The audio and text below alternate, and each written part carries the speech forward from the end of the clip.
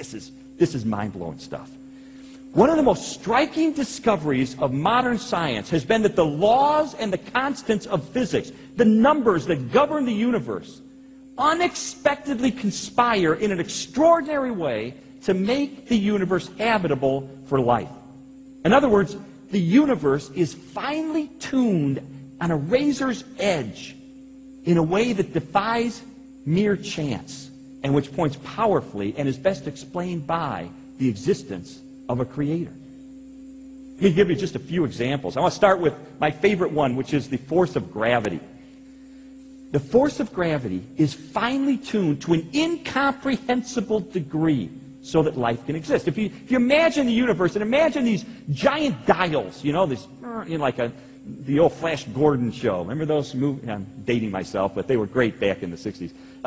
But you got these, imagine the cosmos has these huge dials. And what I'm saying is, say there's about 30 of these dials or more, they are just absolutely precisely calibrated so that life can exist in an incomprehensible way that can't be explained by mere chance. And so imagine one of these dials is the dial that controls the force of gravity. And what physicists have determined is the force of gravity could have been set over a wide range of possibilities. It didn't have to be where it is. It could have been at anything. In fact, they have calculated that the force of gravity, if you imagine a ruler that's stretched across the entire known universe, and it's broken down in 1-inch increments. So you got this ruler stretching billions of light years across the universe. That represents what scientists plausibly believe could have been the range at which gravity could have been set, anywhere along that range. But it happens to be set at just the right place so that life can exist in the universe. Now, what would happen if you took this ruler going all the way across the universe and you saw where gravity was set and you moved it by 1 inch compared to the width of the universe? What would happen? Catastrophic consequences. Intelligent life would be impossible in the universe. If you adjusted the force of gravity by 1 inch compared to the width of the entire known universe. That is how finely tuned it is. Is that an accident? Did that just happen by coincidence? Well, that's just one example, as I said, of maybe as many as 30 or more ways in which these dials are set. Let me just give you another one. It's called the cosmological constant. That's a big word, but what it means is it's the energy density of space. And all you really need to know about the cosmological constant is it's got to be exactly right, or the universe falls apart. If the cosmological constant were a positive number and a large number, the universe would fly apart. Planets could never have coalesced. We'd have no sun. We'd have no stars. If the cosmological constant were a negative number and large, the universe would have just collapsed upon itself. So the cosmological constant has to be exactly right in order for the universe to exist and for life to exist. How precisely does it have to be calibrated? Scientists have now determined that the cosmological constant is finely tuned to 1 part in 100 million billion billion billion billion billion. That's how precise it is. Now, how do you understand that number? Picture going out into outer space, and you look back at the Earth, and the Earth's about this big. You're way up in space in a space shuttle or something. The Earth's about that big. How finely tuned is the cosmological constant? The precision is so amazing. It would be as if you took a dart from outer space and you threw it at the Earth, and it hit the Earth, and it hit a bullseye 1/trillionth of a trillionth of an inch in diameter. That is how finely tuned the cosmological constant is. Is that a coincidence? It's mind-boggling. Now, if you just add together the fine-tuning of gravity and the cosmological constant, the two that I've talked about, the fine-tuning would be to a precision of 1 part in 100 million trillion, trillion, trillion, trillion, trillion, trillion. In other words, this fine-tuning would be the equivalent of 1 atom. It takes 1 million atoms lined up to equal the width of a human hair. 1 atom compared to the entire known universe.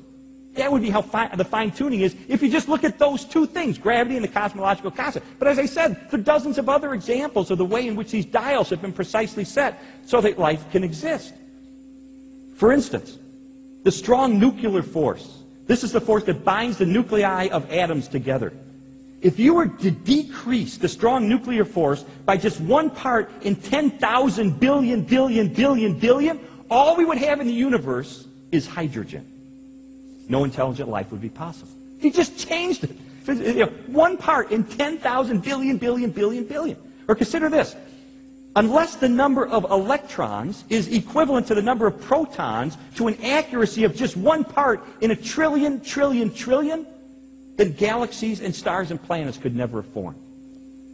That's unbelievable. I'll give you, just to illustrate that, one last example of the equivalency between electrons and protons. It would be, how finely tuned is that? That would be like taking a dime and stacking up dimes 236,000 miles to the moon.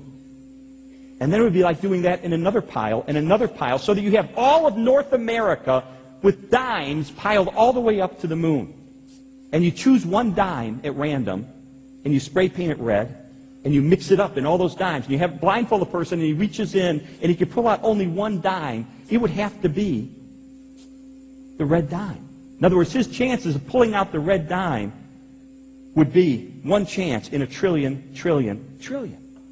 Again, that's just one of the parameters. You put all of these together, and it makes a mind-blowing argument for the existence of a creator who set the parameters exactly right so that life could exist. He created a habitat for the people that he eventually created.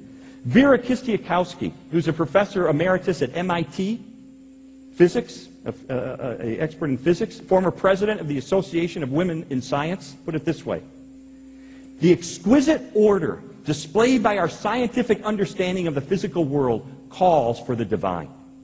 It just calls for the divine. Now, how do atheists avoid this? I mean, you look at that and you go, is that not unbelievable evidence for the existence of... Well, they say, wait a minute.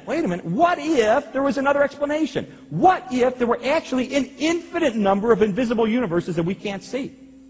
And by chance, the dials, all these dials and all these, they're spun at random.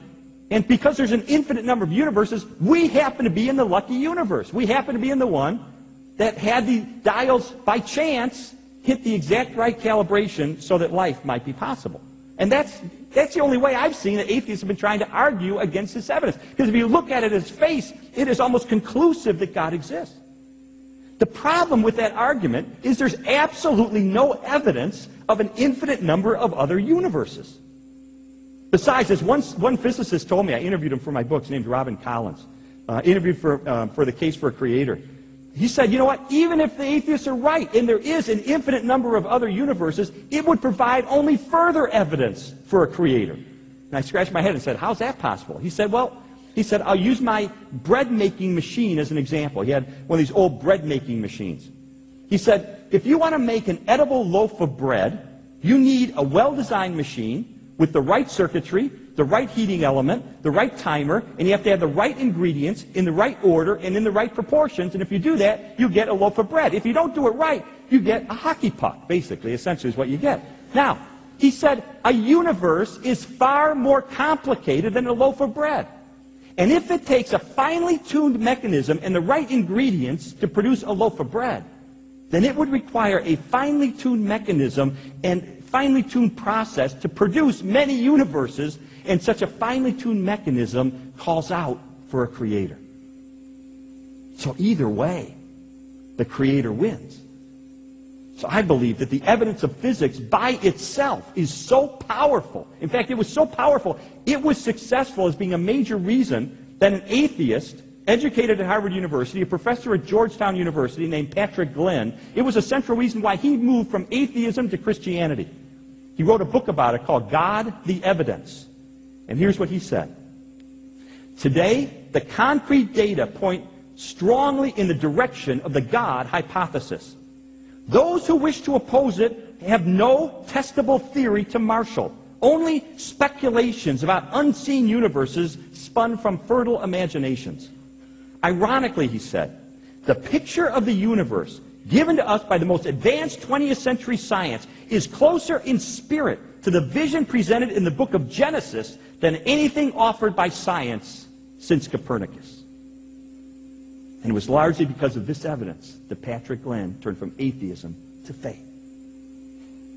So personal opinion, the evidence from cosmology and the evidence from physics, to me, is probably enough to convince